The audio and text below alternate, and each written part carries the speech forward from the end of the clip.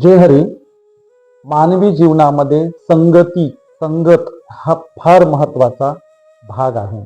आपली संगती कुणाच्या सोबत आहे यावर सगळं काही अवलंबून असतं.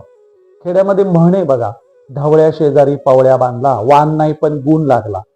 संगतीने आपल्याला इतरांचे गुण लागतात, इतरांचे गुण आपल्यावर प्रभाव टाकतात, आपले हे गुण इतरांवर प्रभाव टाकतात. म्हणून आपली संगत नेहमीच चांगल्यांची असावी. कशी असावी?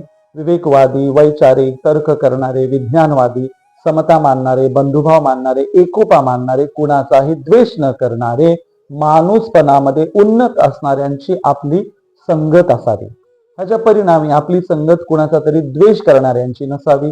कुणाला हीन लेखणारे, कुणाला कलंकित लेखणारे, कुणाच्या प्रती घृणा व्यक्त करणारे, सतत राग व्यक्त करणारे, लोभी आणि अशा कोणत्याही दुर्गुणांनी युक्त असणाऱ्या व्यक्तीची संगत कदापिही असू नये.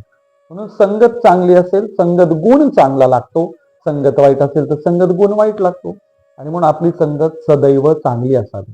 जरा चेक करा तुमची संगत चांगल्यांची आहे का? आणि त्या दंगली घडवणारे, द्वेष पसरवणारे, इतरांच्या प्रती सदैव घृणा व्यक्त करणारे आपल्या आजूबाजूला आहेत का ते सुद्धा चेक करा. कदाचित अशी तर आपल्या घरातही असू शकतात. म्हणून संगत चांगली असावी, संगत गुणही चांगला लागतो. धन्यवाद. जय हरी.